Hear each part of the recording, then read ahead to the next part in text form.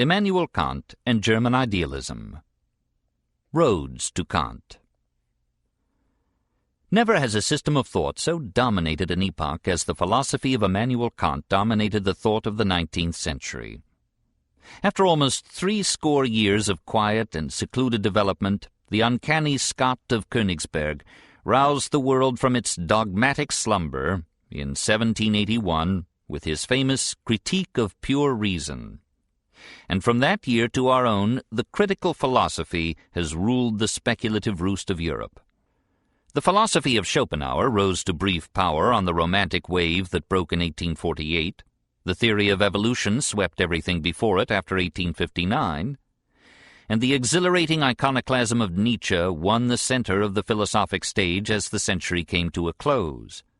But these were secondary and surface developments. Underneath them, the strong and steady current of the Kantian movement flowed on, always wider and deeper, until today its essential theorems are the axioms of all mature philosophy. Nietzsche takes Kant for granted and passes on. Schopenhauer calls the Critique the most important work in German literature and considers any man a child until he has understood Kant. Spencer could not understand Kant, and for precisely that reason perhaps fell a little short of the fullest philosophic stature. To adapt Hegel's phrase about Spinoza, to be a philosopher, one must first have been a Kantian. Therefore, let us become Kantians at once. But it cannot be done at once, apparently. For in philosophy, as in politics, the longest distance between 2 points is a straight line. Kant is the last person in the world whom we should read on Kant.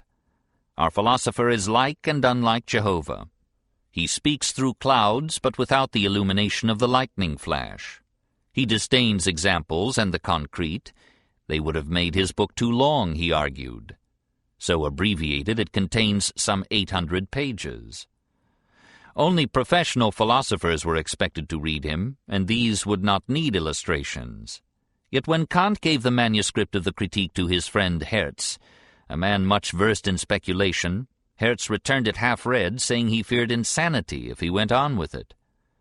What shall we do with such a philosopher?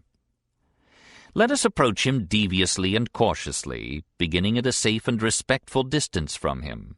Let us start at various points on the circumference of the subject, and then grope our way towards that subtle center where the most difficult of all philosophies has its secret and its treasure. From Voltaire to Kant. The road here is from theoretical reason without religious faith to religious faith without theoretical reason. Voltaire means the Enlightenment, the Encyclopedia, the Age of Reason. The warm enthusiasm of Francis Bacon had inspired all Europe, except Rousseau, with unquestioning confidence in the power of science and logic to solve at last all problems and illustrate the infinite perfectibility of man. Condorcet, in prison, wrote his historical tableau of the progress of the human spirit, 1793, which spoke the sublime trust of the 18th century in knowledge and reason, and asked no other key to utopia than universal education. Even the steady Germans had their Aufklärung, their rationalist, Christian Wolff, and their hopeful Lessing. And the excitable Parisians of the Revolution dramatized this apotheosis of the intellect by worshipping the goddess of reason, impersonated by a charming lady of the streets. In Spinoza, this faith in reason had begotten a magnificent structure of geometry and logic. The universe was a mathematical system, and could be described a priori by pure deduction from accepted axioms. In Hobbes, the rationalism of Bacon had become an uncompromising atheism and materialism. Again, nothing was to exist but atoms and the void. From Spinoza to Diderot, the wrecks of faith lay in the wake of advancing reason. One by one the old dogmas disappeared. The Gothic cathedral of medieval belief, with its delightful details and grotesques, collapsed. The ancient god fell from his throne along with the Bourbons. Heaven faded into mere sky, and hell became only an emotional expression. Helvetius and Holbach made atheism so fashionable in the salons of France that even the clergy took it up. And La Métrie went to peddle it in Germany under the auspices of Prussia's king. When, in 1784, Lessing shocked Jacobi by announcing himself a follower of Spinoza, it was a sign that faith had reached its nadir and that reason was triumphant. David Hume, who played so vigorous a role in the Enlightenment assault on supernatural belief, said that when reason is against a man, he will soon turn against reason. Religious faith and hope, voiced in 100,000 steeples rising out of the soil of Europe everywhere, were too deeply rooted in the institutions of society and in the heart of man to permit their ready surrender to the hostile verdict of reason. It was inevitable that this faith and this hope, so condemned, would question the competence of the judge and would call for an examination of reason as well as of religion. What was this intellect that proposed to destroy with a syllogism the beliefs of thousands of years and millions of men? Was it infallible? Or was it one human organ like any other, with strictest limits to its functions and its powers? The time had come to judge this judge, to examine this ruthless revolutionary tribunal that was dealing out death so lavishly to every ancient hope. The time had come for a critique of reason. From Locke to Kant. The way had been prepared for such an examination by the work of Locke, Berkeley, and Hume, and yet apparently their results were too hostile to religion.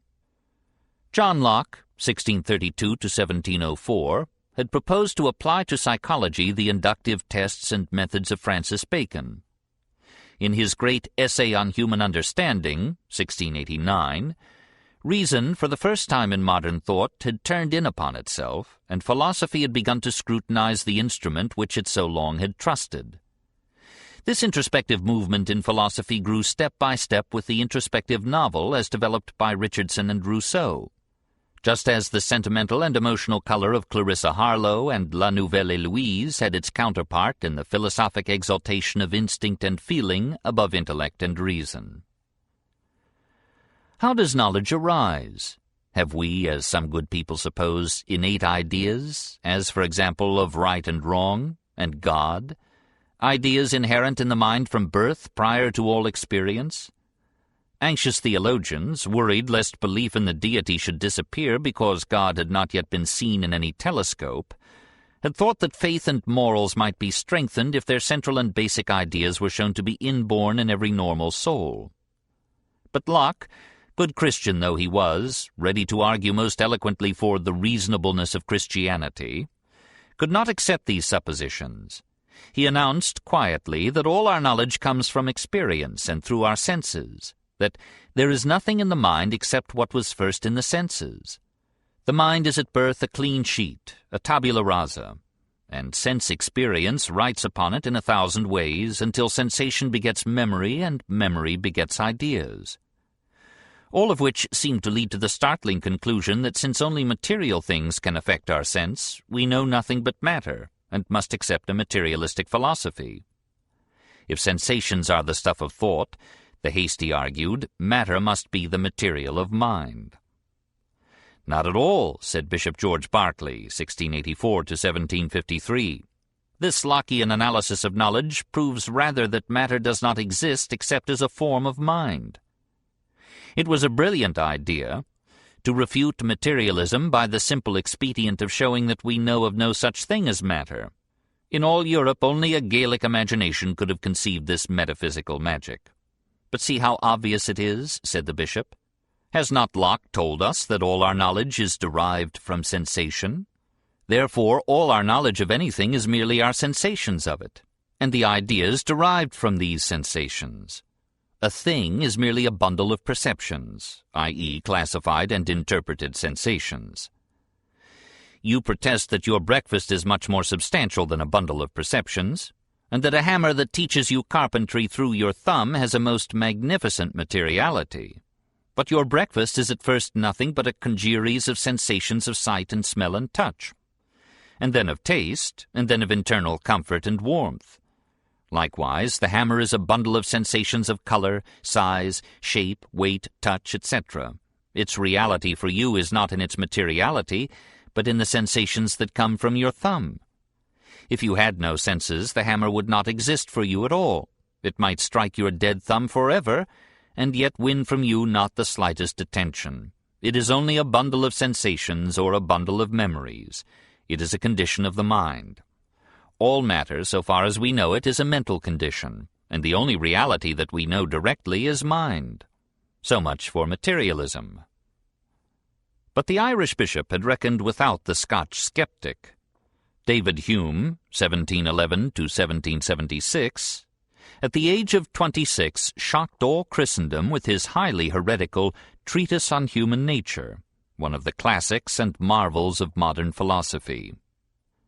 We know the mind, said Hume, only as we know matter, by perception, though it be in this case internal. Never do we perceive any such entity as the mind. We perceive merely separate ideas, memories, feelings, etc. The mind is not a substance, an organ that has ideas. It is only an abstract name for the series of ideas. The perceptions, memories, and feelings are the mind. There is no observable soul behind the process of thought. The result appeared to be that Hume had as effectually destroyed mind as Berkeley had destroyed matter. Nothing was left, and philosophy found itself in the midst of ruins of its own making. No wonder that a wit advised the abandonment of the controversy, saying, "No matter, never mind." But Hume was not content to destroy orthodox religion by dissipating the concept of soul. He proposed also to destroy science by dissolving the concept of law. Science and philosophy alike, since Bruno and Galileo, had been making much of natural law, of necessity in the sequence of effect upon cause. Spinoza had reared his majestic metaphysics upon this proud conception. But observe, said Hume, that we never perceive causes or laws. We perceive events and sequences, and infer causation and necessity. A law is not an eternal and necessary decree to which events are subjected, but merely a mental summary and shorthand of our kaleidoscopic experience. We have no guarantee that the sequences hitherto observed will reappear unaltered in future experience. Law is an observed custom in the sequence of events, but there is no necessity in custom. Only mathematical formulas have necessity. They alone are inherently and unchangeably true, and this merely because such formulae are tautological. The predicate is already contained in the subject. 3 times 3 equals 9 is an eternal and necessary truth only because 3 times 3 and 9 are one and the same thing, differently expressed. The predicate adds nothing to the subject. Science, then, must limit itself strictly to mathematics and direct experiment. It cannot trust to unverified deduction from laws. When we run through libraries persuaded of these principles, writes our uncanny skeptic, what havoc must we make? If we take in our hands any volume of school metaphysics, for instance, let us ask, does it contain any abstract reasoning concerning quantity or number? No. Does it contain any experimental reasoning concerning matter of fact and existence? No. Commit it then to the flames, for it can contain nothing but sophistry and illusion. Imagine how the ears of the orthodox tingled at these words. Here the epistemological tradition, the inquiry into the nature, sources, and validity of knowledge, had ceased to be a support to religion. The sword with which Bishop Berkeley had slain the dragon of materialism had turned against the immaterial mind and the immortal soul. And in the turmoil, science itself had suffered severe injury. No wonder that when Immanuel Kant, in 1775, read a German translation of the works of David Hume, he was shocked by these results, and was roused, as he said, from the dogmatic slumber in which he had assumed without question the essentials of religion and the bases of science. Were both science and faith to be surrendered to the skeptic? What could be done to save them? From Rousseau to Kant. To the argument of the Enlightenment, that reason makes for materialism, Berkeley had essayed the answer that matter does not exist. But this had led, in Hume, to the retort that by the same token mind does not exist either. Another answer was possible, that reason is no final test. There are some theoretical conclusions against which our whole being rebels. We have no right to presume that these demands of our nature must be stifled at the dictates of a logic, which is, after all, but the recent construction of a frail and deceptive part of us. How often our instincts and feelings push aside the little syllogisms which would like us to behave like geometrical figures and make love with mathematical precision. Sometimes, no doubt, and particularly in the novel complexities and artificialities of urban life, reason is the better guide. But in the great crises of life, and in the great problems of conduct and belief, we trust to our feelings rather than to our diagrams. If reason is against religion, so much the worse for reason. Such, in effect, was the argument of Jean-Jacques Rousseau, 1712 to 1778, who almost alone in France fought the materialism and atheism of the Enlightenment. What a fate for a delicate and neurotic nature to have been cast amidst the robust rationalism and the almost brutal hedonism of the encyclopedists. Rousseau had been a sickly youth, driven into brooding and introversion by his physical weakness and the unsympathetic attitude of his parents and teachers. He had escaped from the stings of reality into a hothouse world of dreams, where the victories denied him in life and love could be had for the imagining. His confessions reveal an unreconciled complex of the most refined sentimentality with an obtuse sense of decency and honor, and through it all an unsullied conviction of his moral superiority. In 1749, the Academy of Dijon offered a prize for an essay on the question, "Has the progress of the sciences and the arts contributed to corrupt or to purify morals?" Rousseau's essay won the prize. Culture is much more of an evil than a good, he argued, with all the intensity and sincerity of one who, finding culture out of his reach, proposed to prove it worthless. Consider the frightful disorders which printing has produced in Europe. Wherever philosophy arises, the moral health of the nation decays. It was even a saying among the philosophers themselves that since learned men had appeared, honest men were nowhere to be found. I venture to declare that a state of reflection is contrary to nature, and that a thinking man, an intellectual, as we would now say, is a depraved animal. It would be better to abandon our over-rapid development of the intellect and to aim rather at training the heart and the affections. Education does not make a man good, it only makes him clever, usually for mischief. Instinct and feeling are more trustworthy than reason. In his famous novel La Nouvelle Héloïse, 1761, Rousseau illustrated at great length the superiority of feeling to intellect. Sentimentality became the fashion among the ladies of the aristocracy and among some of the men. France was for a century watered with literary and then with actual tears, and the great movement of the European intellect in the 18th century gave way to the romantic emotional literature of 1789 to 1848. The current carried with it a strong revival of religious feeling. The ecstasies of Chateaubriand's Génie du Christianisme, 1802, were merely an echo of the Confession of Faith of the Savoyard Vicar, which Rousseau included in his epical essay on education, Émile, 1762. The argument of the Confession was briefly this, that though reason might be against belief in God and immortality, feeling was overwhelmingly in their favor. Why should we not trust in instinct here, rather than yield to the despair of an arid skepticism? When Kant read Émile, he omitted his daily walk under the linden trees in order to finish the book at once. It was an event in his life to find here another man who was groping his way out of the darkness of atheism, and who boldly affirmed the priority of feeling over theoretical reason in these suprasensual concerns. Here at last was the second half of the answer to irreligion. Now finally all the scoffers and doubters would be scattered. To put these threads of argument together, to unite the ideas of Berkeley and Hume with the feelings of Rousseau, to save religion from reason, and yet at the same time to save science from skepticism, this was the mission of Immanuel Kant. But who was Immanuel Kant? Kant himself. He was born at Königsberg, Prussia, in 1724.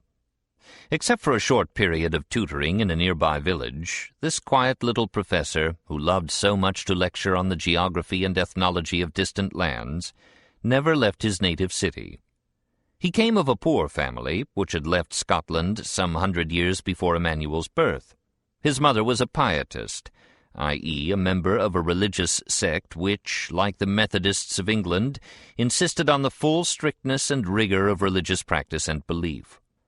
Our philosopher was so immersed in religion from morning to night that on the one hand he experienced a reaction which led him to stay away from church all through his adult life, and on the other hand he kept to the end the somber stamp of the German Puritan, and felt, as he grew old, a great longing to preserve for himself and the world the essentials, at least, of the faith so deeply inculcated in him by his mother. But a young man growing up in the age of Frederick and Voltaire could not insulate himself from the skeptical current of the time. Kant was profoundly influenced even by the men whom later he aimed to refute, and perhaps most of all by his favorite enemy, Hume. We shall see later the remarkable phenomenon of a philosopher transcending the conservatism of his maturity and returning in almost his last work, and at almost the age of 70, to a virile liberalism that would have brought his martyrdom had not his age and his fame protected him. Even in the midst of his work of religious restoration, we hear, with surprising frequency, the tones of another Kant whom we might almost mistake for a Voltaire.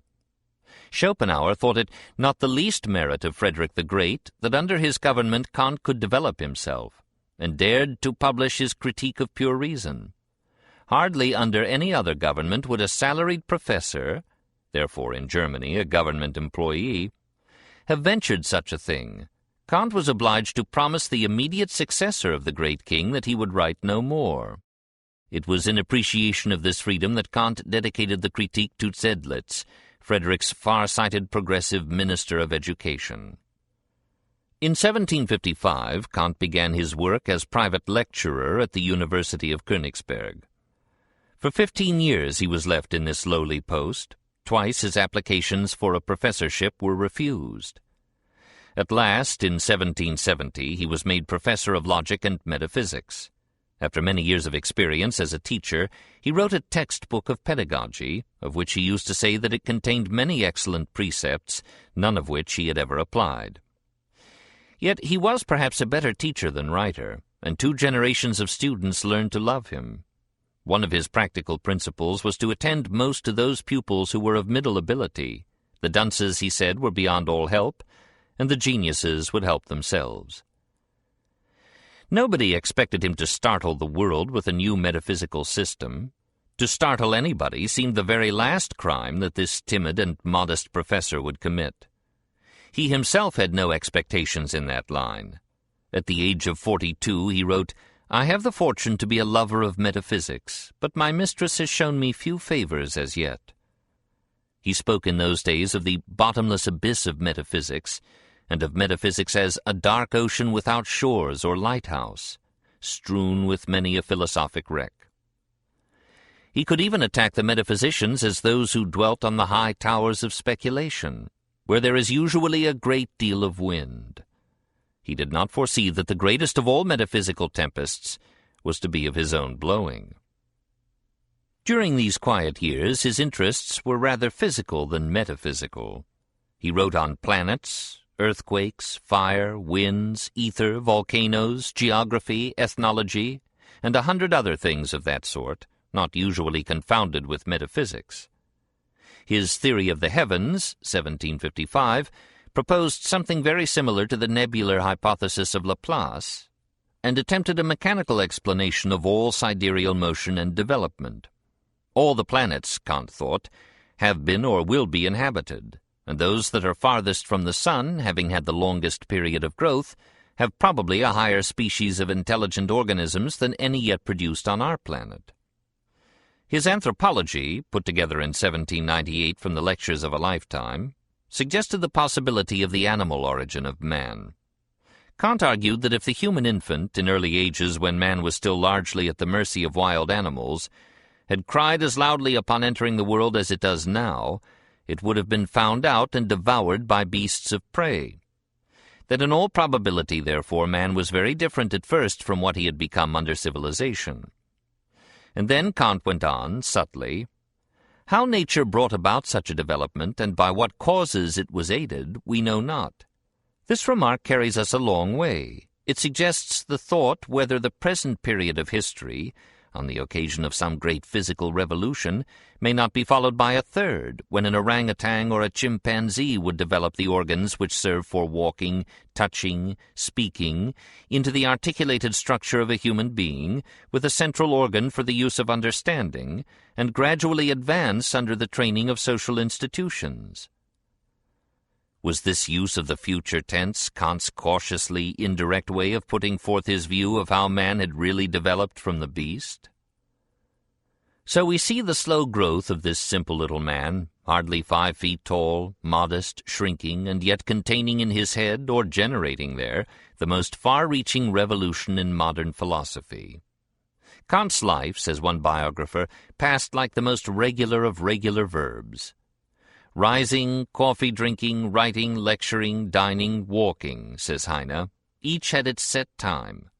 And when Immanuel Kant in his grey coat, cane in hand, appeared at the door of his house and strolled towards the small avenue of linden trees which is still called the Philosopher's Walk, the neighbours knew it was exactly 3:30 by the clock. So he promenaded up and down during all seasons, and when the weather was gloomy or the grey clouds threatened rain, his old servant Lampe was seen plodding anxiously after, with a large umbrella under his arm, like a symbol of prudence. He was so frail in physique that he had to take severe measures to regimen himself. He thought it safer to do this without a doctor, so he lived to the age of 80. At 70 he wrote an essay on the power of the mind to master the feeling of illness by force of resolution. One of his favorite principles was to breathe only through the nose, especially when outdoors. Hence, in autumn, winter, and spring, he would permit no one to talk to him on his daily walks. Better silence than a cold. He applied philosophy even to holding up his stockings, by bands passing up into his trousers' pockets, where they ended in springs contained in small boxes. He thought everything out carefully before acting, and therefore remained a bachelor all his life long. Twice he thought of offering his hand to a lady, but he reflected so long that in one case the lady married a bolder man, and in the other the lady removed from Königsberg before the philosopher could make up his mind. Perhaps he felt, like Nietzsche, that marriage would hamper him in the honest pursuit of truth. A married man, Talleyrand used to say, will do anything for money. And Kant had written at 22 with all the fine enthusiasm of omnipotent youth, I have already fixed upon the line which I am resolved to keep. I will enter on my course, and nothing shall prevent me from pursuing it. And so he persevered, through poverty and obscurity, sketching and writing and rewriting his magnum opus for almost 15 years, finishing it only in 1781 when he was 57 years old. Never did a man mature so slowly, and then again, never did a book so startle and upset the philosophic world. The Critique of Pure Reason. A word about what to read. Kant himself is hardly intelligible to the beginner because his thought is insulated with a bizarre and intricate terminology, hence the paucity of direct quotation in this chapter. Perhaps the simplest introduction is Wallace's Kant in the Blackwood Philosophical Classics. Heavier and more advanced is Paulson's Immanuel Kant. Chamberlain's Immanuel Kant, 2 volumes, New York, 1914, is interesting but erratic and digressive. A good criticism of Kant may be found in Schopenhauer's World as Will and Idea, Volume 2, pages 1 to 159, but caveat emptor. What is meant by this title? Critique is not precisely a criticism, but a critical analysis. Kant is not attacking pure reason, except at the end to show its limitations. Rather, he hopes to show its possibility, and to exalt it above the impure knowledge which comes to us through the distorting channels of sense. For pure reason is to mean knowledge that does not come through our senses, but is independent of all sense experience, knowledge belonging to us by the inherent nature and structure of the mind. At the very outset, then, Kant flings down a challenge to Locke and the English school. Knowledge is not all derived from the senses. Hume thought he had shown that there is no soul and no science, that our minds are but our ideas in procession and association, and are certainties but probabilities in perpetual danger of violation. These false conclusions, says Kant, are the result of false premises. You assume that all knowledge comes from separate and distinct sensations. Naturally, these cannot give you necessity or invariable sequences of which you may be forever certain, and naturally you must not expect to see your soul, even with the eyes of the internal sense. Let us grant that absolute certainty of knowledge is impossible if all knowledge comes from sensation, from an independent external world which shows us no promise of regularity of behavior. But what if we have knowledge that is independent of sense experience, knowledge whose truth is certain to us even before experience, a priori? Then absolute truth and absolute science would become possible, would it not? Is there such absolute knowledge? This is the problem of the first critique. My question is what we can hope to achieve with reason when all the material and assistance of experience are taken away. The critique becomes a detailed biology of thought, an examination of the origin and evolution of concepts, an analysis of the inherited structure of the mind. This, as Kant believes, is the entire problem of metaphysics. In this book I have chiefly aimed at completeness, and I venture to maintain that there ought not to be one single metaphysical problem that has not been solved here, or to the solution of which the key at least has not here been supplied. Exegi monumentum aere perennius. With such egotism nature spurs us on to creation. The critique comes to the point at once. Experience is by no means the only field to which our understanding can be confined. Experience tells us what is, but not that it must be necessarily what it is and not otherwise. It therefore never gives us any really general truths, and our reason, which is particularly anxious for that class of knowledge, is roused by it rather than satisfied. General truths, which at the same time bear the character of an inward necessity, must be independent of experience, clear and certain in themselves. That is to say, they must be true no matter what our later experience may be, true even before experience, true a priori. How far can we advance independently of all experience in a priori knowledge is shown by the brilliant example of mathematics. Mathematical knowledge is necessary and certain. We cannot conceive of future experience violating it. We may believe that the sun will rise in the west tomorrow, or that someday in some conceivable asbestos world fire will not burn stick, but we cannot for the life of us believe that 2 times 2 will ever make anything else than 4. Such truths are true before experience. They do not depend on experience past, present, or to come. Therefore they are absolute and necessary truths. It is inconceivable that they should ever become untrue. But whence do we get this character of absoluteness and necessity? Not from experience, for experience gives us nothing but separate sensations and events which may alter their sequence in the future. These truths derive their necessary character from the inherent structure of our minds, from the natural and inevitable manner in which our minds must operate. For the mind of man, and here at last is the great thesis of Kant, is not passive wax upon which experience and sensation write their absolute and yet whimsical will, nor is it a mere abstract name for the series or group of mental states.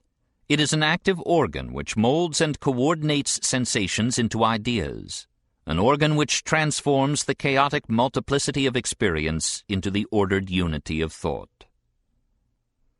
Transcendental Aesthetic. The effort to answer this question, to study the inherent structure of the mind or the innate laws of thought, is what Kant calls transcendental philosophy, because it is a problem transcending sense experience. I call knowledge transcendental which is occupied not so much with objects as with our a priori concepts of objects, with our modes of correlating our experience into knowledge. There are 2 grades or stages in this process of working up the raw material of sensation into the finished product of thought. The first stage is the coordination of sensations by applying to them the forms of perception, space, and time. The second stage is the coordination of the perceptions so developed by applying to them the forms of conception, the categories of thought. Kant, using the word aesthetic in its original and etymological sense, as connoting sensation or feeling, calls the study of the first of these stages transcendental aesthetic, and using the word logic as meaning the science of the forms of thought, he calls the study of the second stage transcendental logic. These are terrible words, which will take meaning as the argument proceeds. Once over this hill, the road to Kant will be comparatively clear. Now, just what is meant by sensations and perceptions, and how does the mind change the former into the latter? By itself, a sensation is merely the awareness of a stimulus. We have a taste on the tongue, an odor in the nostrils, a sound in the ears, a temperature on the skin, a flash of light on the retina, a pressure on the fingers. It is the raw, crude beginning of experience. It is what the infant has in the early days of its groping mental life. It is not yet knowledge. But let these various sensations group themselves about an object in space and time, say, this apple. Let the odor in the nostrils and the taste on the tongue, the light on the retina, the shape-revealing pressure of the fingers and the hand unite and group themselves about this thing, and there is now an awareness not so much of a stimulus as of a specific object. There is a perception. Sensation has passed into knowledge. But again, was this passage, this grouping, automatic? Did the sensations of themselves, spontaneously and naturally, fall into a cluster and an order and so become perception? Yes, said Locke and Hume. Not at all, says Kant. For these varied sensations come to us through varied channels of sense, through 1,000 afferent nerves that pass from skin and eye and ear and tongue into the brain. What a medley of messengers they must be as they crowd into the chambers of the mind, calling for attention. No wonder Plato spoke of the rabble of the senses. And left to themselves, they remain rabble, a chaotic manifold, pitifully impotent, waiting to be ordered into meaning and purpose and power. As readily might the messages brought to a general from 1,000 sectors of the battle line weave themselves unaided into comprehension and command. No, there is a lawgiver for this mob, a directing and coordinating power that does not merely receive, but takes these atoms of sensation and molds them into sense. Observe first that not all of the messages are accepted. Myriad forces play upon your body at this moment. A storm of stimuli beats down upon the nerve endings which, amoeba-like, you put forth to experience the external world. But not all that call are chosen. Only those sensations are selected that can be molded into perceptions suited to your present purpose, or that bring those imperious messages of danger which are always relevant. The clock is ticking, and you do not hear it. But that same ticking, not louder than before, will be heard at once if your purpose wills it so. The mother asleep at her infant's cradle is deaf to the turmoil of life about her. But let the little one move, and the mother gropes her way back to waking attention like a diver rising hurriedly to the surface of the sea. Let the purpose be addition, and the stimulus 2 and 3 brings the response 5. Let the purpose be multiplication, and the same stimulus, the same auditory sensations, 2 and 3, bring the response 6. Association of sensations or ideas is not merely by contiguity in space or time, nor by similarity, nor by recency, frequency, or intensity of experience. It is above all determined by the purpose of the mind. Sensations and thoughts are servants. They await our call. They do not come unless we need them. There is an agent of selection and direction that uses them and is their master. In addition to the sensations and the ideas, there is the mind. This agent of selection and coordination, Kant thinks, uses first of all 2 simple methods for the classification of the material presented to it, the sense of space and the sense of time. As the general arranges the messages brought him according to the place from which they come, and the time at which they were written, and so finds an order and a system for them all, so the mind allocates its sensations in space and time, attributes them to this object here or that object there, to this present time or to that past. Space and time are not things perceived, but modes of perception, ways of putting sense into sensation. Space and time are organs of perception. They are a priori because all ordered experience involves and presupposes them. Without them, sensations could never grow into perceptions. They are a priori because it is inconceivable that we should ever have any future experience that will not also involve them. And because they are a priori, their laws, which are the laws of mathematics, are a priori, absolute and necessary, world without end. It is not merely probable, it is certain that we shall never find a straight line that is not the shortest distance between 2 points. Mathematics at least is saved from the dissolvent skepticism of David Hume. Can all the sciences be similarly saved?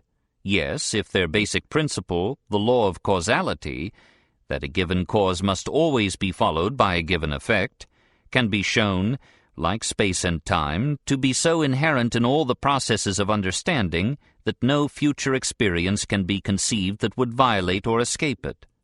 Is causality, too, a priori, an indispensable prerequisite and condition of all thought? Transcendental Analytic.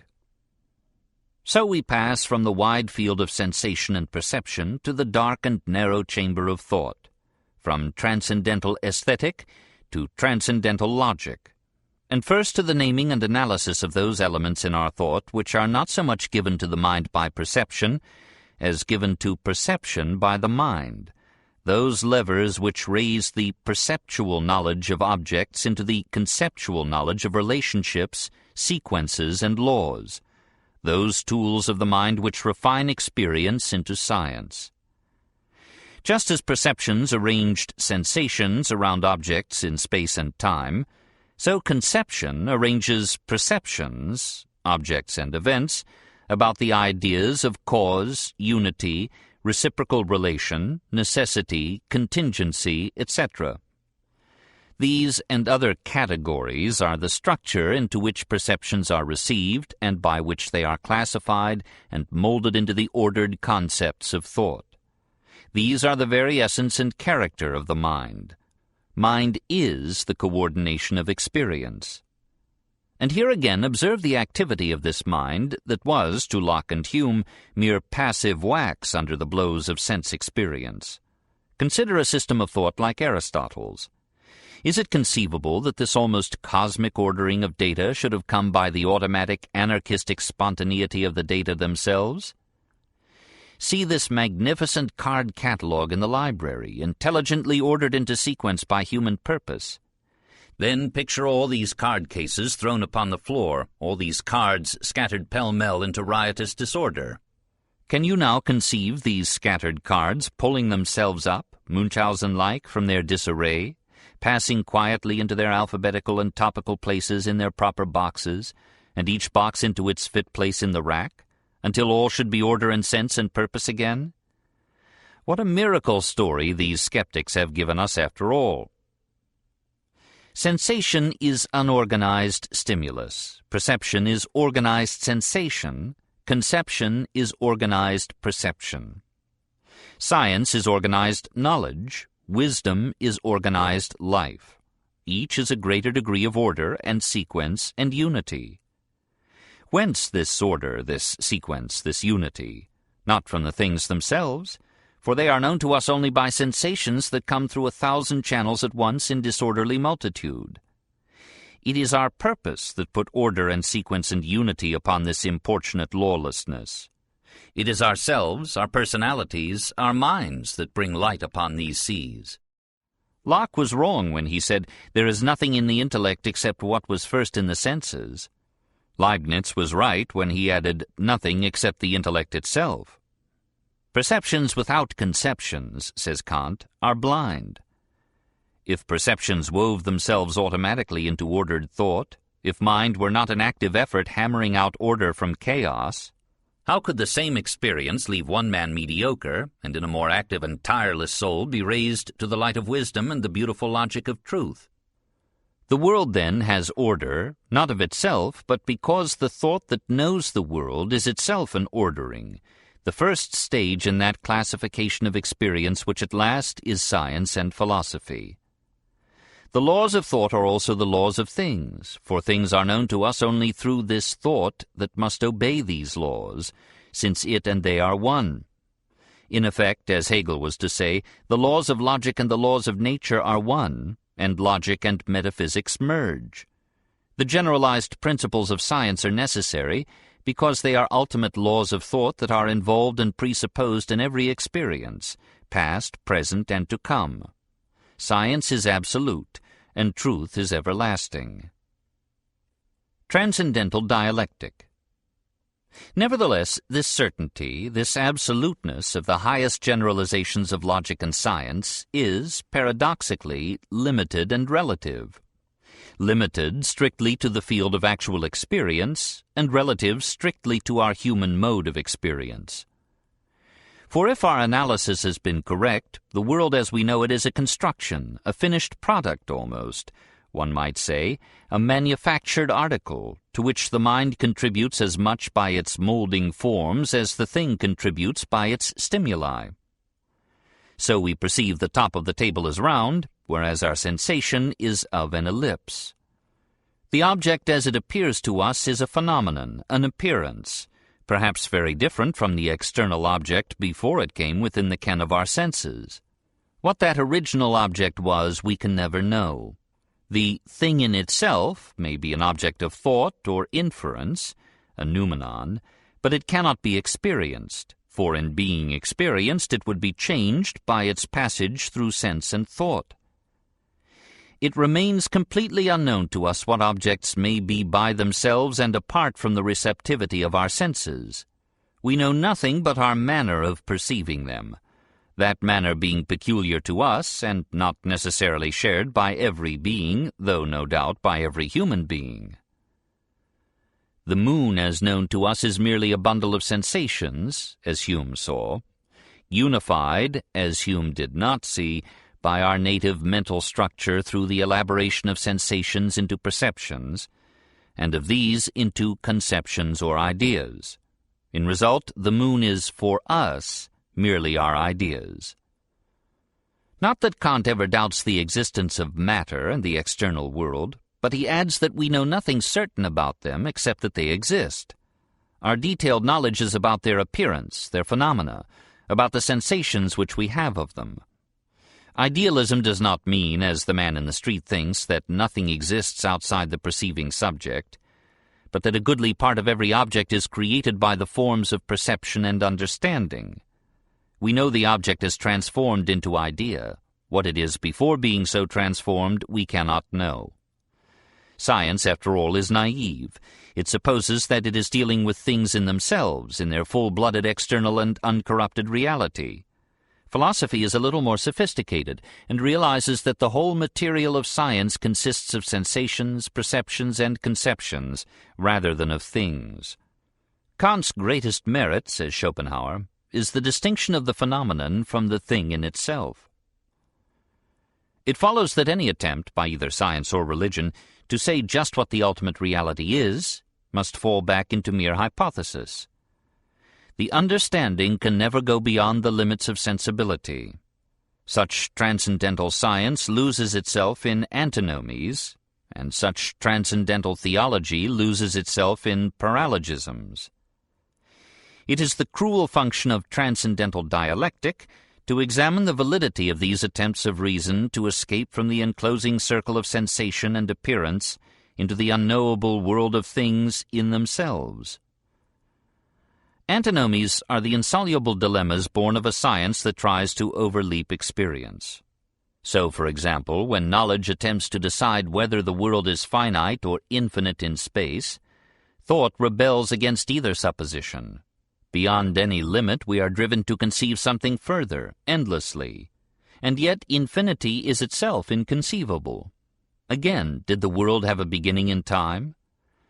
We cannot conceive eternity, but then, too, we cannot conceive any point in the past without feeling at once that before that something was. Or has that chain of causes which science studies a beginning, a first cause? Yes, for an endless chain is inconceivable. No, for a first cause uncaused is inconceivable as well. Is there any exit from these blind alleys of thought? There is, says Kant, if we remember that space, time, and cause are modes of perception and conception, which must enter into all our experience, since they are the web and structure of experience. These dilemmas arise from supposing that space, time, and cause are external things independent of perception. We shall never have any experience which we shall not interpret in terms of space and time and cause, but we shall never have any philosophy if we forget that these are not things, but modes of interpretation and understanding. So with the paralogisms of rational theology, which attempts to prove by theoretical reason that the soul is an incorruptible substance, that the will is free and above the law of cause and effect, and that there exists a necessary being, God, as the presupposition of all reality. Transcendental dialectic must remind theology that substance and cause and necessity are finite categories, modes of arrangement and classification which the mind applies to sense experience, and reliably valid only for the phenomena that appear to such experience. We cannot apply these conceptions to the noumenal or merely inferred and conjectural world. Religion cannot be proved by theoretical reason. So the first critique ends. One could well imagine David Hume, uncannier Scot than Kant himself, viewing the results with a sardonic smile. Here was a tremendous book, 800 pages long, weighted beyond bearing almost with ponderous terminology, proposing to solve all the problems of metaphysics and, incidentally, to save the absoluteness of science and the essential truth of religion. What had the book really done? It had destroyed the naive world of science and limited it, if not in degree, certainly in scope, and to a world confessedly of mere surface and appearance, beyond which it could issue only in farcical antinomies. So science was saved. The most eloquent and incisive portions of the book had argued that the objects of faith, a free and immortal soul, a benevolent creator, could never be proved by reason. So religion was saved. No wonder the priests of Germany protested madly against this salvation and revenged themselves by calling their dogs Immanuel Kant. And no wonder that Heine compared the little professor of Königsberg with the terrible Robespierre. The latter had merely killed a king and a few thousand Frenchmen, which a German might forgive. But Kant, said Heine, had killed God, had undermined the most precious arguments of theology. What a sharp contrast between the outer life of this man and his destructive world-convulsing thoughts! Had the citizens of Königsberg surmised the whole significance of those thoughts, they would have felt a more profound awe in the presence of this man than in that of an executioner, who merely slays human beings. But the good people saw in him nothing but a professor of philosophy, and when at the fixed hour he sauntered by, they nodded a friendly greeting and set their watches. Was this caricature or revelation? The critique of practical reason. If religion cannot be based on science and theology, on what then? On morals. The basis in theology is too insecure. Better that it should be abandoned, even destroyed. Faith must be put beyond the reach or realm of reason. But therefore the moral basis of religion must be absolute, not derived from questionable sense experience or precarious inference. Not corrupted by the admixture of fallible reason. It must be derived from the inner self by direct perception and intuition. We must find a universal and necessary ethic, a priori principles of morals as absolute and certain as mathematics. We must show that pure reason can be practical, i.e., can of itself determine the will independently of anything empirical, that the moral sense is innate and not derived from experience. The moral imperative which we need as the basis of religion must be an absolute, a categorical imperative. Now, the most astounding reality in all our experience is precisely our moral sense, our inescapable feeling in the face of temptation that this or that is wrong. We may yield, but the feeling is there nevertheless. Le matin, je fais des projets, et le soir, je fais des sottises. In the morning I make good resolutions, in the evening I commit follies. But we know that they are sottises, so we resolve again. What is it that brings the bite of remorse and the new resolution? It is the categorical imperative in us, the unconditional command of our conscience to act as if the maxim of our action were to become by our will a universal law of nature. We know, not by reasoning, but by vivid and immediate feelings, that we must avoid behavior which, if adopted by all men, would render social life impossible. Do I wish to escape from a predicament by a lie? But while I can will the lie, I can by no means will that lying should be a universal law. For with such a law there would be no promises at all. Hence the sense in me that I must not lie, even if it be to my advantage. Prudence is hypothetical. Its motto is honesty when it is the best policy, but the moral law in our hearts is unconditional and absolute. And an action is good not because it has good results or because it is wise, but because it is done in obedience to this inner sense of duty, this moral law that does not come from our personal experience, but legislates imperiously and a priori for all our behavior, past, present, and future. The only thing unqualifiedly good in this world is a good will, the will to follow the moral law, regardless of profit or loss for ourselves.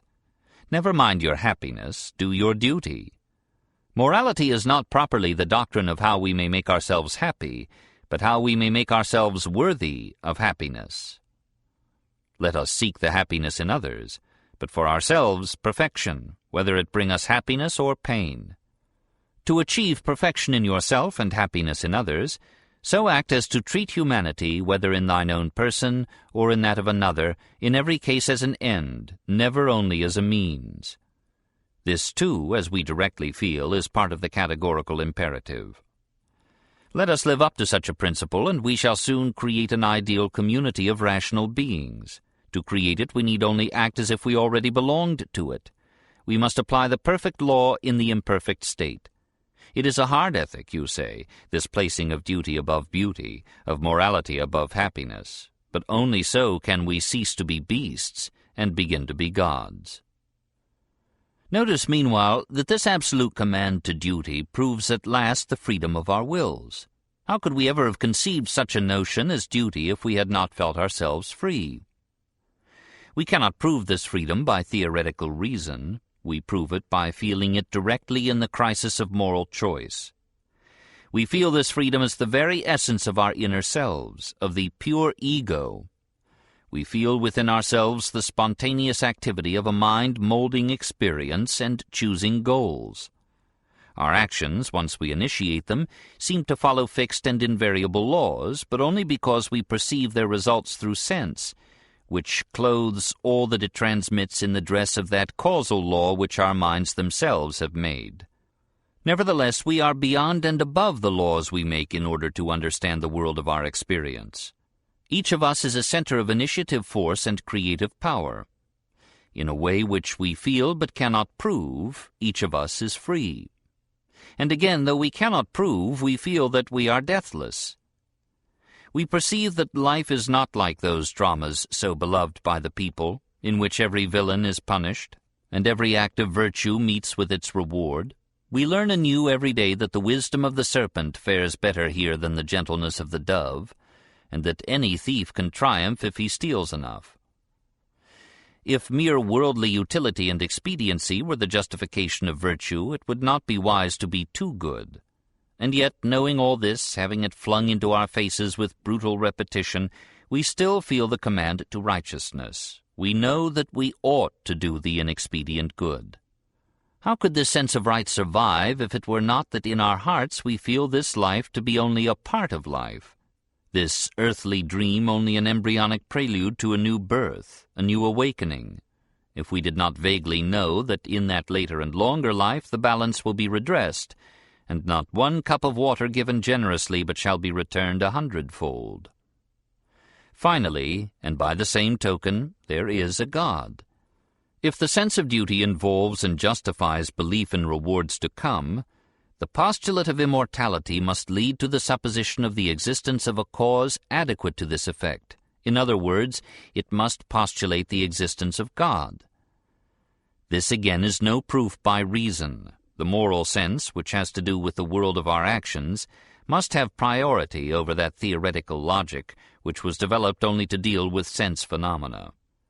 Our reason leaves us free to believe that behind the thing in itself there is a just God. Our moral sense commands us to believe it. Rousseau was right.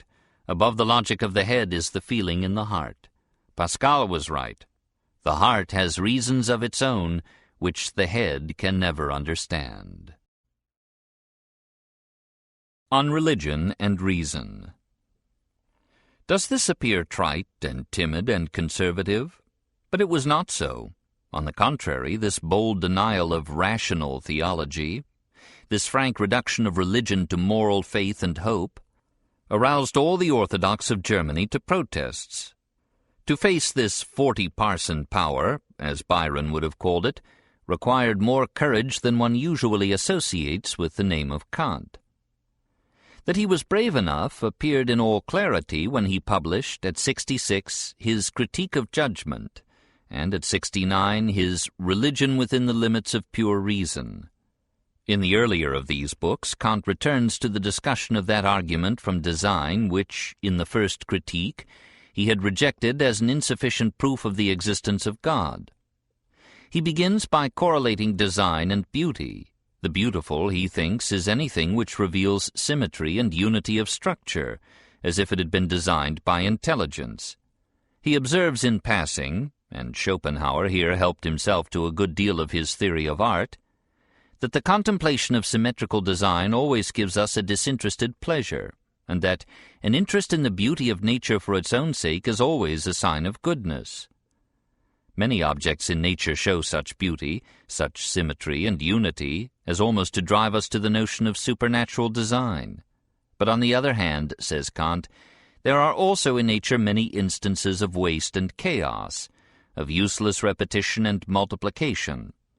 Nature preserves life, but at the cost of how much suffering and death.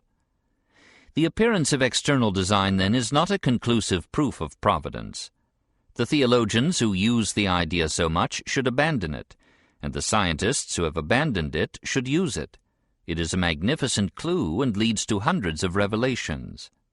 For there is design, undoubtedly, but it is internal design, the design of the parts by the whole. And if science will interpret the parts of an organism in terms of their meaning for the whole, it will have an admirable balance for that other heuristic principle, the mechanical conception of life, which is also fruitful for discovery, but which alone can never explain the growth of even a blade of grass. The essay on religion is a remarkable production for a man of 69. It is perhaps the boldest of all the books of Kant. Since religion must be based not on the logic of theoretical reason, but on the practical reason of the moral sense, it follows that any Bible or revelation must be judged by its value for morality, and cannot itself be the judge of a moral code. Churches and dogmas have value only insofar as they assist the moral development of the race. When mere creeds or ceremonies usurp priority over moral excellence as a test of religion, religion has disappeared. The real church is a community of people, however scattered and divided, who are united by devotion to the common moral law. It was to establish such a community that Christ lived and died. It was this real church which he held up in contrast to the ecclesiasticism of the Pharisees. But another ecclesiasticism has almost overwhelmed this noble conception. Christ has brought the kingdom of God nearer to earth, but he has been misunderstood, and in place of God's kingdom, the kingdom of the priest has been established among us. Creed and ritual have again replaced the good life, and instead of men being bound together by religion, they are divided into 1,000 sects, and all manner of pious nonsense is inculcated as a sort of heavenly court service by means of which one may win through flattery the favor of the ruler of heaven. Again, miracles cannot prove a religion, for we can never quite rely on the testimony which supports them, and prayer is useless if it aims at a suspension of the natural laws that hold for all experience. Finally, the nadir of perversion is reached when the Church becomes an instrument in the hands of a reactionary government, when the clergy, whose function it is to console and guide a harassed humanity with religious faith and hope and charity, are made the tools of theological obscurantism and political oppression. The audacity of these conclusions lay in the fact that precisely this had happened in Prussia. Frederick the Great had died in 1786 and had been succeeded by Frederick William II, to whom the liberal policies of his predecessor seemed to smack unpatriotically of the French Enlightenment. Zedlitz, who had been Minister of Education under Frederick, was dismissed, and his place was given to a pietist, Wöllner. Wöllner had been described by Frederick as a treacherous and intriguing priest who divided his time between alchemy and Rosicrucian mysteries, and climbed to power by offering himself as an unworthy instrument to the new monarch's policy of restoring the Orthodox faith by compulsion. In 1788, Wöllner issued a decree which forbade any teaching, in school or university, that deviated from the orthodox form of Lutheran Protestantism. He established a strict censorship over all forms of publication and ordered the discharge of every teacher suspected of any heresy.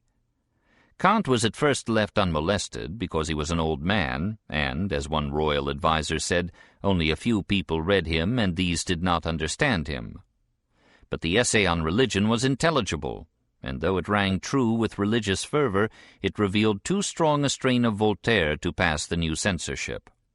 The Berliner Monatsschrift, which had planned to publish the essay, was ordered to suppress it. Kant acted now with a vigor and courage hardly credible in a man who had almost completed 80 years and 10.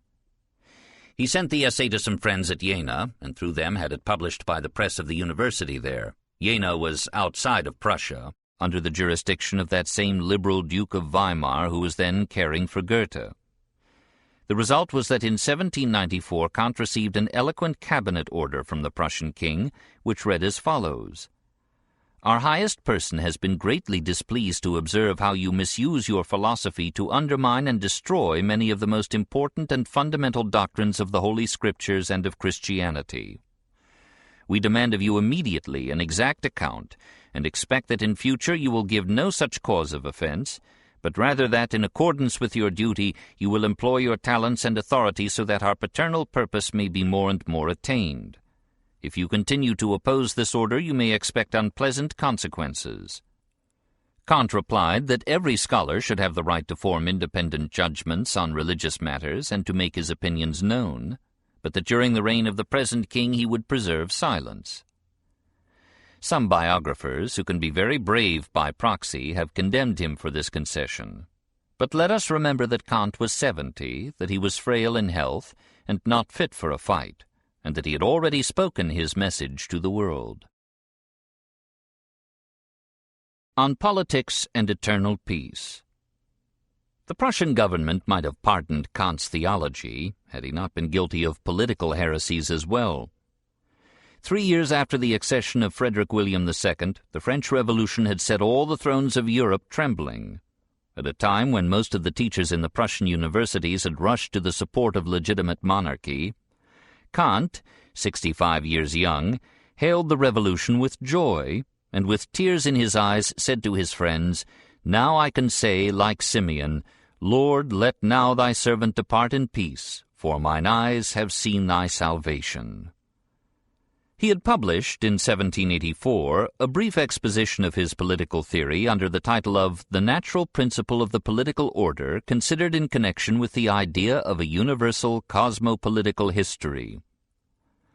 Kant begins by recognizing, in that strife of each against all which had so shocked Hobbes, nature's method of developing the hidden capacities of life. Struggle is the indispensable accompaniment of progress. If men were entirely social, man would stagnate. A certain alloy of individualism and competition is required to make the human species survive and grow. Without qualities of an unsocial kind, men might have led an Arcadian shepherd life in complete harmony, contentment, and mutual love. But in that case all their talents would have forever remained hidden in their germ. Kant, therefore, was no slavish follower of Rousseau. Thanks be then to nature for this unsociableness, for this envious jealousy and vanity, for this insatiable desire for possession and for power. Man wishes concord, but nature knows better what is good for his species, and she wills discord, in order that man may be impelled to a new exertion of his powers and to the further development of his natural capacities.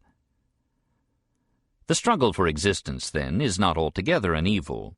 Nevertheless, men soon perceive that it must be restricted within certain limits and regulated by rules, customs, and laws, hence the origin and development of civil society. But now, the same unsociableness which forced men into society becomes again the cause of each commonwealth's assuming the attitude of uncontrolled freedom in its external relations, i.e., as one state in relation to other states. And consequently, any one state must expect from any other the same sort of evils as formerly oppressed individuals and compelled them to enter into a civil union regulated by law. It is time that nations, like men, should emerge from the wild state of nature and contract to keep the peace. The whole meaning and movement of history is the ever greater restriction of pugnacity and violence, the continuous enlargement of the area of peace. The history of the human race, viewed as a whole, may be regarded as the realization of a hidden plan of nature to bring about a political constitution, internally and externally perfect, as the only state in which all the capacities implanted by her in mankind can be fully developed. If there is no such progress, the labors of successive civilizations are like those of Sisyphus, who again and again up the high hill heaved a huge round stone, only to have it roll back as it was almost at the top. History would be then nothing more than an endless and circuitous folly. And we might suppose, like the Hindu, that the earth is a place for the expiation of old and forgotten sins. The essay on Eternal Peace, published in 1795, when Kant was 71, is a noble development of this theme. Kant knows how easy it is to laugh at the phrase, and under his title he writes, "These words were once put by a Dutch innkeeper on his signboard as a satirical inscription over the representation of a churchyard cemetery." Kant had before complained, as apparently every generation must, that our rulers have no money to spend on public education because all their resources are already placed to the account of the next war. The nations will not really be civilized until all standing armies are abolished. The audacity of this proposal stands out when we remember that it was Prussia itself which, under the father of Frederick the Great, had been the first to establish conscription. Standing armies excite states to outrival one another in the number of their armed men, which has no limit. Through the expense occasioned thereby, peace becomes in the long run more oppressive than a short war, and standing armies are thus the cause of aggressive wars undertaken in order to get rid of this burden. For in time of war the army would support itself on the country by requisitioning, quartering, and pillaging, preferably in the enemy's territory, but if necessary in one's own land. Even this would be better than supporting it out of government funds. Much of this militarism, in Kant's judgment, was due to the expansion of Europe into America and Africa and Asia, with the resultant quarrels of the thieves over their new booty. If we compare the barbarian instances of inhospitality with the inhuman behavior of the civilized, and especially the commercial states of our continent, the injustice practiced by them even in their first contact with foreign lands and peoples fills us with horror, the mere visiting of such peoples being regarded by them as equivalent to a conquest. America, the Negro lands, the Spice Islands, the Cape of Good Hope, etc., on being discovered, were treated as countries that belonged to nobody, for the aboriginal inhabitants were reckoned as nothing. And all this has been done by nations who make a great ado about their piety, and who, while drinking up iniquity like water, would have themselves regarded as the very elect of the orthodox faith. The old fox of Königsberg was not silenced yet. Kant attributed this imperialistic greed to the oligarchical constitution of European states. The spoils went to a select few and remained substantial even after division. If democracy were established and all shared in political power, the spoils of international robbery would have to be so subdivided as to constitute a resistible temptation. Hence the first definitive article in the conditions of eternal peace is this: the civil constitution of every state shall be republican, and war shall not be declared except by a plebiscite of all the citizens. When those who must do the fighting have the right to decide between war and peace, history will no longer be written in blood. On the other hand, in a constitution where the subject is not a voting member of the state and which is therefore not republican, the resolution to go to war is a matter of the smallest concern in the world.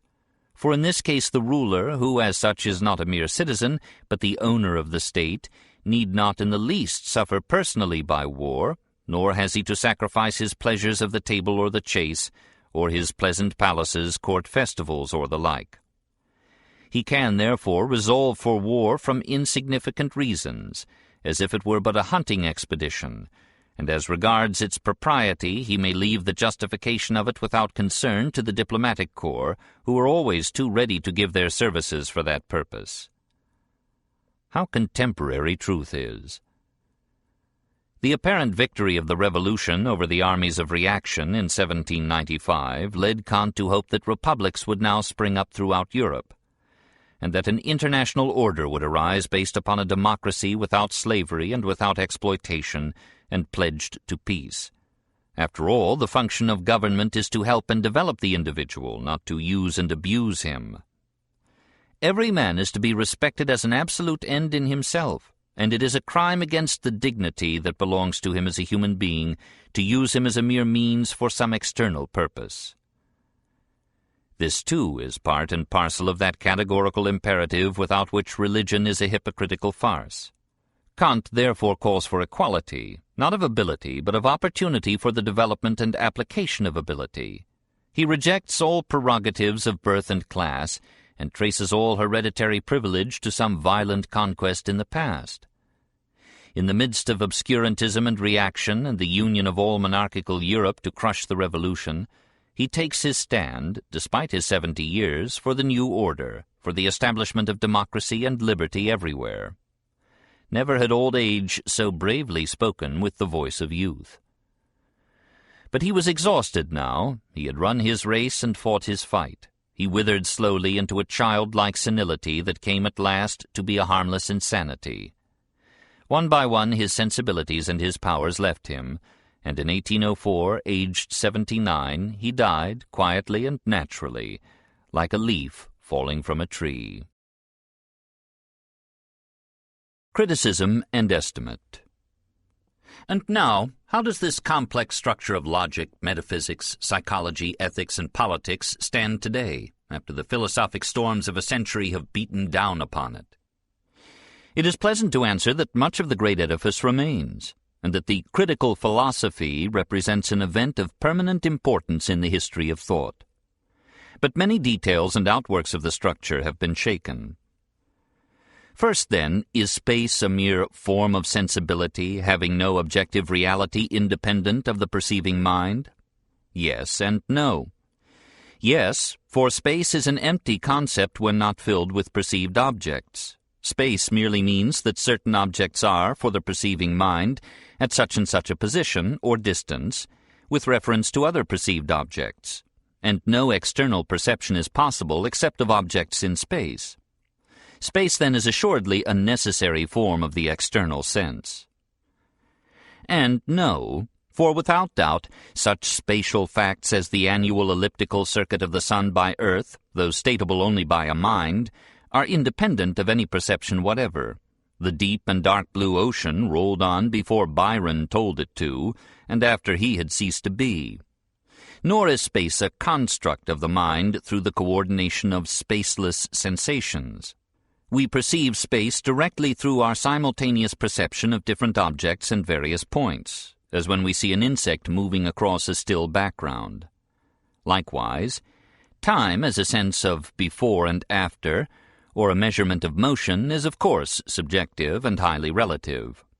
But a tree will age, wither, and decay whether or not the lapse of time is measured or perceived. The truth is that Kant was too anxious to prove the subjectivity of space as a refuge from materialism. He feared the argument that if space is objective and universal, God must exist in space, and be therefore spatial and material. He might have been content with the critical idealism which shows that all reality is known to us primarily as our sensations and ideas. The old fox bit off more than he could chew. He might well have contented himself, too, with the relativity of scientific truth, without straining towards that mirage, the absolute. Recent studies like those of Pearson in England, Mach in Germany, and Henri Poincaré in France agree rather with Hume than with Kant. All science, even the most rigorous mathematics, is relative in its truth. Science itself is not worried about the matter. A high degree of probability contents it. Perhaps, after all, necessary knowledge is not necessary. The great achievement of Kant is to have shown, once for all, that the external world is known to us only as sensation, and that the mind is no mere helpless tabula rasa, the inactive victim of sensation, but a positive agent, selecting and reconstructing experience as experience arrives. We can make subtractions from this accomplishment without injuring its essential greatness. We may smile, with Schopenhauer, at the exact baker's dozen of categories, so prettily boxed into triplets, and then stretched and contracted and interpreted deviously and ruthlessly to fit and surround all things. And we may even question whether these categories, or interpretive forms of thought, are innate, existing before sensation and experience. Perhaps so in the individual, as Spencer conceded, though acquired by the race, and then again probably acquired even by the individual. The categories may be grooves of thought, habits of perception and conception, gradually produced by sensations and perceptions automatically arranging themselves, first in disorderly ways, then by a kind of natural selection of forms of arrangement in orderly and adaptive and illuminating ways. It is memory that classifies and interprets sensations into perceptions and perceptions into ideas, but memory is an accretion.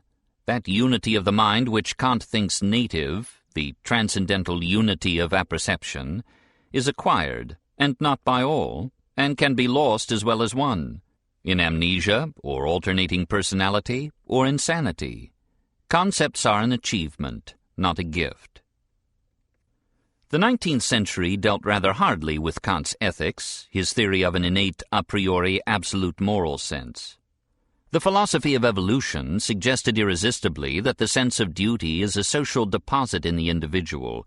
The content of conscience is acquired, though the vague disposition to social behavior is innate. The moral self, the social man, is no special creation coming mysteriously from the hand of God, but the late product of a leisurely evolution. Morals are not absolute. They are a code of conduct more or less haphazardly developed for group survival, and varying with the nature and circumstances of the group. A people hemmed in by enemies, for example, will consider as immoral that zestful and restless individualism which a nation youthful and secure in its wealth and isolation will condone as a necessary ingredient in the exploitation of natural resources and the formation of national character. No action is good in itself, as Kant supposes. His pietistic youth, and his hard life of endless duty and infrequent pleasure, gave him a moralistic bent. He came at last to advocate duty for duty's sake, and so fell unwittingly into the arms of Prussian absolutism. There is something of a severe Scotch Calvinism in this opposition of duty to happiness. Kant continues Luther and the Stoic Reformation, as Voltaire continues Montaigne and the Epicurean Renaissance. He represented a stern reaction against egoism and hedonism, in which Helvetius and Holbach had formulated the life of their reckless era, very much as Luther had reacted against the luxury and laxity of Mediterranean Italy. But after a century of reaction against the absolutism of Kant's ethics, we find ourselves again in a welter of urban sensualism and immorality, of ruthless individualism untempered with democratic conscience or aristocratic honor. And perhaps the day will soon come when a disintegrating civilization will welcome again the Kantian call to duty. The marvel in Kant's philosophy is his vigorous revival, in the second critique, of those religious ideas of God, freedom, and immortality which the first critique had apparently destroyed. In Kant's works, says Nietzsche's critical friend Paul Ray, you feel as though you were at a country fair. You can buy from him anything you want. Freedom of the will and captivity of the will, idealism and a refutation of idealism, atheism and the good Lord. Like a juggler out of an empty hat, Kant draws out of the concept of duty a God, immortality, and freedom. to the great surprise of his readers. Schopenhauer, too, takes a fling at the derivation of immortality from the need of reward. Kant's virtue, which at first bore itself so bravely towards happiness, loses its independence later and holds out its hand for a tip. The great pessimist believes that Kant was really a skeptic who, having abandoned belief himself, hesitated to destroy the faith of the people for fear of the consequences to public morals. Kant discloses the groundlessness of speculative theology and leaves popular theology untouched, nay, even establishes it in a nobler form as a faith based upon moral feeling.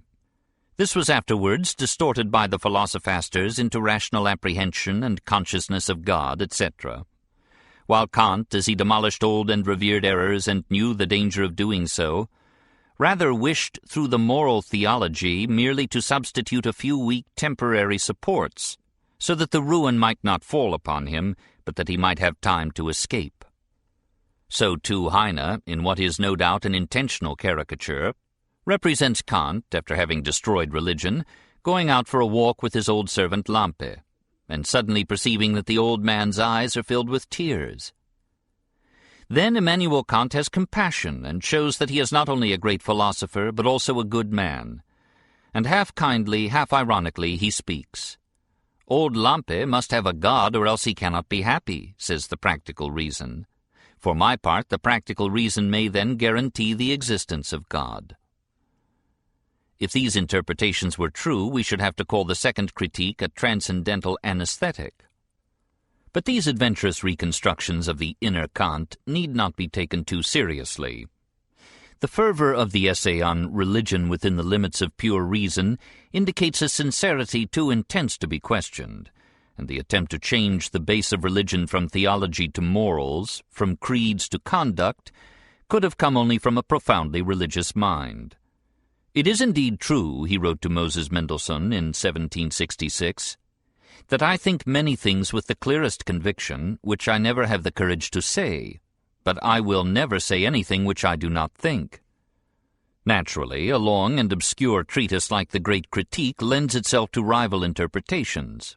One of the first reviews of the book, written by Reinhold a few years after it appeared, said as much as we can say today. The critique of pure reason has been proclaimed by the dogmatists as the attempt of a skeptic who undermines the certainty of all knowledge, by the skeptics as a piece of arrogant presumption that undertakes to erect a new form of dogmatism upon the ruins of previous systems, by the supernaturalists as a subtly plotted artifice to displace the historical foundations of religion and to establish naturalism without polemic, by the naturalists as a new prop for the dying philosophy of faith, by the materialists as an idealistic contradiction of the reality of matter, by the spiritualists as an unjustifiable limitation of all reality to the corporeal world, concealed under the name of the domain of experience. In truth, the glory of the book lay in its appreciation of all these points of view, and to an intelligence as keen as Kant's own, it might well appear that he had really reconciled them all, and fused them into such a unity of complex truth as philosophy had not seen in all its history before. As to his influence, the entire philosophic thought of the 19th century revolved about his speculations. After Kant, all Germany began to talk metaphysics. Schiller and Goethe studied him. Beethoven quoted with admiration his famous words about the two wonders of life, the starry heavens above, the moral law within. And Fichte, Schelling, Hegel, and Schopenhauer produced in rapid succession great systems of thought reared upon the idealism of the old Königsberg sage. It was in these balmy days of German metaphysics that Jean-Paul Richter wrote, "God has given to the French the land, to the English the sea, to the Germans the empire of the air." Kant's criticism of reason and his exaltation of feeling prepared for the voluntarism of Schopenhauer and Nietzsche, the intuitionism of Bergson, and the pragmatism of William James. His identification of the laws of thought with the laws of reality gave to Hegel a whole system of philosophy, and his unknowable thing in itself influenced Spencer more than Spencer knew. Much of the obscurity of Carlyle is traceable to his attempt to allegorize the already obscure thought of Goethe and Kant. that diverse religions and philosophies are but the changing garments of one eternal truth. Caird and Green and Wallace and Watson and Bradley and many others in England owe their inspiration to the first critique, and even the wildly innovating Nietzsche takes his epistemology from the great Chinaman of Königsberg, whose static ethics he so excitedly condemns. After a century of struggle between the idealism of Kant, variously reformed, and the materialism of the Enlightenment, variously redressed, the victory seems to lie with Kant. Even the great materialist Helvetius wrote, paradoxically, "Men, if I may dare say it, are the creators of matter." Philosophy will never again be so naive as in her earlier and simpler days. She must always be different hereafter, and profounder, because Kant lived.